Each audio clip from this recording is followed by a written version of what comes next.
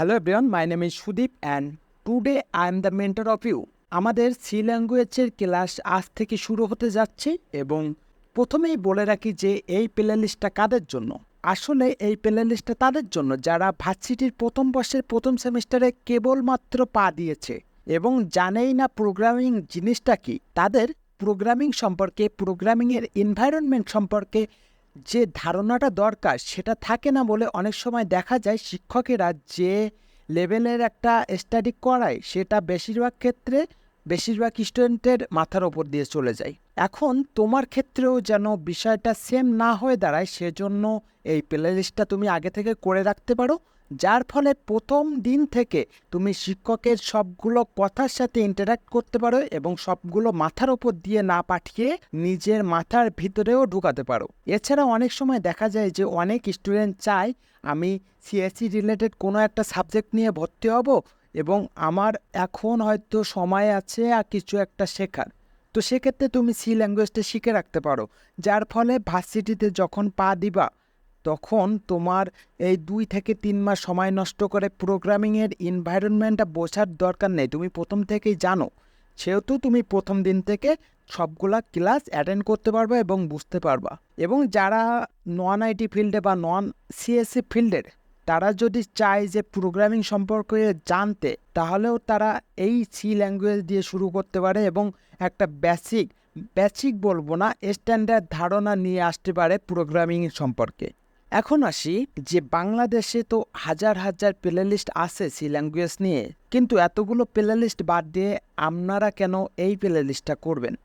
এখন আপনি একটু খোঁজ নিয়ে দেখলে বুঝতে পারবেন যে বিশেষ করে বাংলাদেশে যে সমস্ত প্লেলিস্ট আছে তাদের ভিডিওর লেন্থ 2 থেকে 3 মিনিট, ম্যাক্সিমাম সেটা 6 মিনিট বা তারও বেশি হলে 10 মিনিট।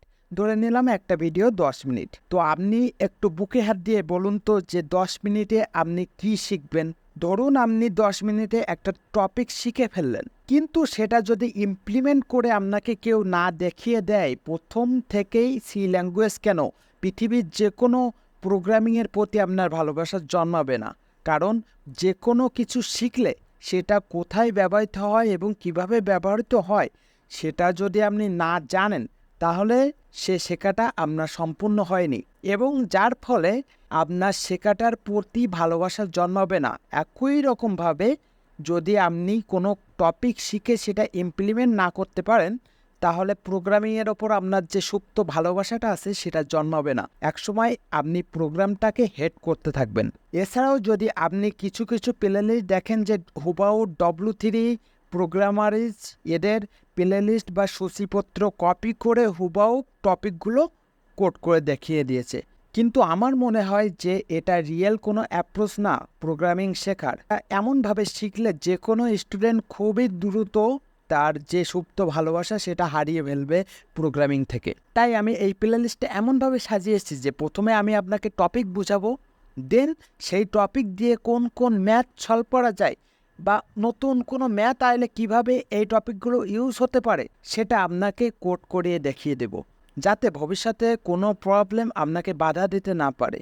আপনার যে প্রবলেম সলভিং মাইন্ডসেট আমি এই ল্যাঙ্গুয়েজের ভিতরে স্ট্যান্ডার্ডভাবে শিখিয়ে দেব, যাতে ভবিষ্যতে আপনি যখন ডিএসএ পড়বেন তখনও আপনার বিষয়গুলো বুঝতে সুবিধা হয়। এখন বলতে পারেন যে আপনি তো প্লেলিস্টটা তৈরি করলেন এবং আমাদের কেন এই প্লেলিস্টটা করার দরকার সেটা সম্পর্কেও বললেন, কিন্তু আপনার লাভ কি? এখন আমার লাভ সম্পর্কে একটু 2-1টা কথা বলি। যে আমি অফলাইনে অনেক স্টুডেন্টদের পড়াই এবং তারা অনেক সময় বিভিন্ন কারণে ক্লাস অফ করে ফেলে, কিন্তু আমার ক্লাসগুলো এত ডিপলি হয় যে একদিন অফ করে পরের দিনে ক্লাসে আসলে সে ক্লাসটা বেশিরভাগ জিনিসটা মাথার ওপর দিয়ে যায়। এখন আমি যদি এই প্লেলিস্টটা করে ফেলি এবং কাউকে বলে দিতে পারি যে অমুক নাম্বার প্লেলিস্টের অমুক নাম্বার ভিডিওটা দেখে আসো, পরের দিন ক্লাসে বুঝতে তোমার সুবিধা হবে। তাই আমার সুবিধা হলো যে পরের দিন ক্লাসে দ্বিতীয়বার বা আরেকবার আমার বিষয়টা রিকাপ করার প্রয়োজন পড়লো না এবং স্টুডেন্টরাও সুন্দরভাবে পরের দিনে বিষয়টাও বুঝতে পারলো। এটাই হলো আমার লাভ। তো দেখা হচ্ছে কাল থেকে আমাদের প্রথম ভিডিও